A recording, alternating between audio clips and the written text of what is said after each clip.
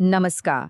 भारतीय वायुसेना यानी इंडियन एयरफोर्स, इसमें विंग कमांडर से लेकर एयर मार्शल तक हर रैंक की ना अपनी एक अलग कहानी होती है, अपनी एक अलग पहचान होती है। तो चलिए आज कमांड की इसी सीढ़ी पर चढ़ते हैं और हर एक पद को जरा और करीब से समझते हैं।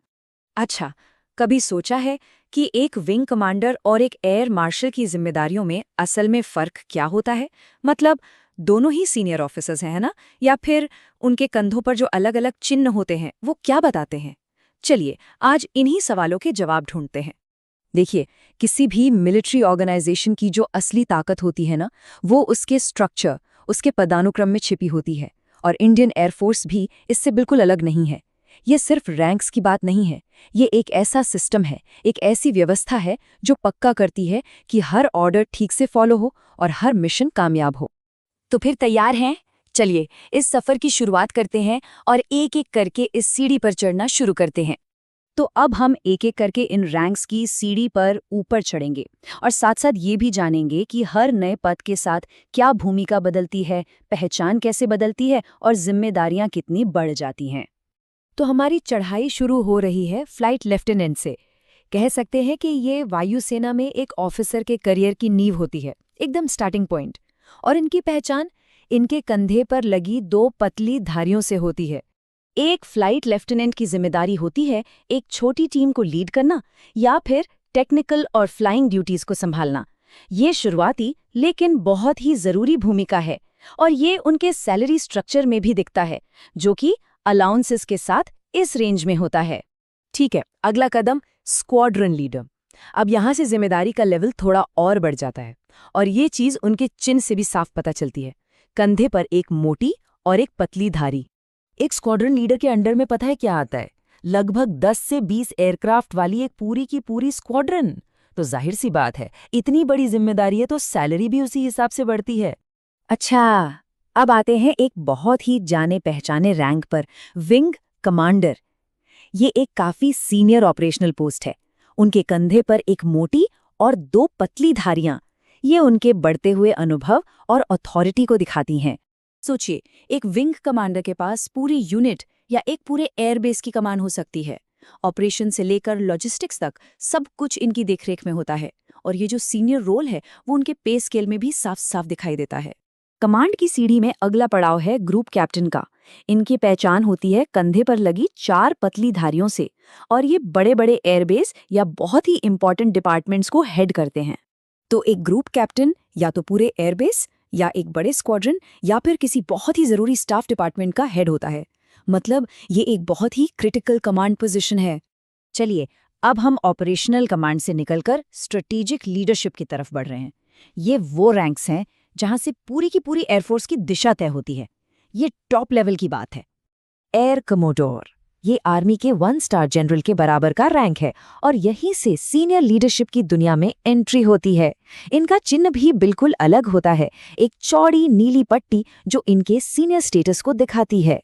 ये ऑफिसर्स एक पूरे के पूरे रीजन या एक विंग की कमान संभालते हैं और एयरफोर्स की बड़ी स्ट्रैटेजी बनाने में इनका बहुत बड़ा रोल होता है।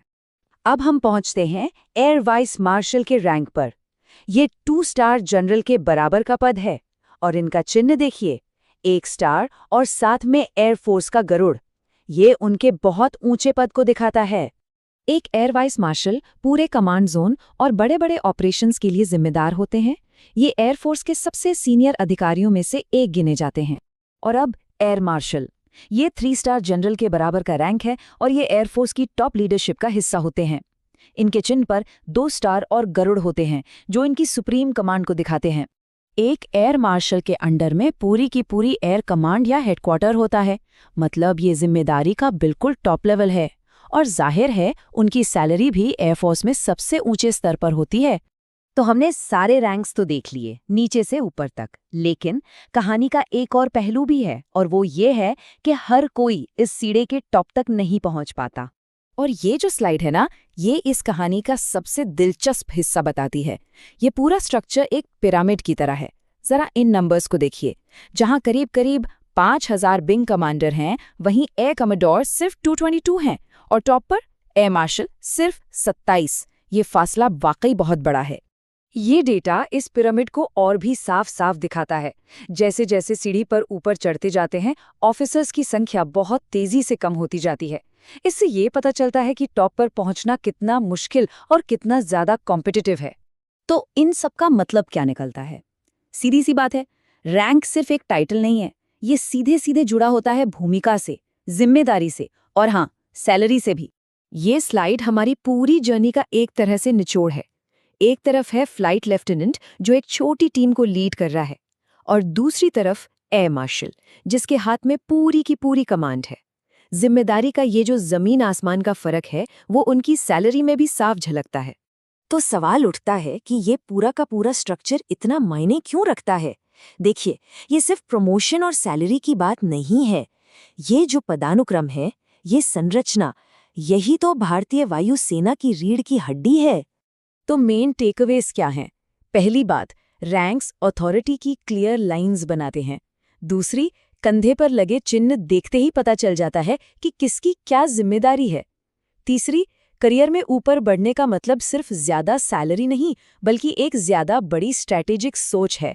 और हाँ, जैसा हमने देखा, ये पिरामिड टॉप पर बहुत ज्यादा सिलेक्टिव हो जाता है। और ये हमें एक आखिरी सवाल पर लाकर छोड़ देता है। आज के ज़माने में जब लड़ाई टेक्नोलॉजी और नेटवर्क पर लड़ी जा रही है, तो क्या ये ट्रेडिशनल इतना सख्त स्ट्रक्चर आज भी एक एयरफोर्स की सबसे बड़ी ताकत है, या फिर एक रुकावट? इस पर सोचिएगा ज़रूर।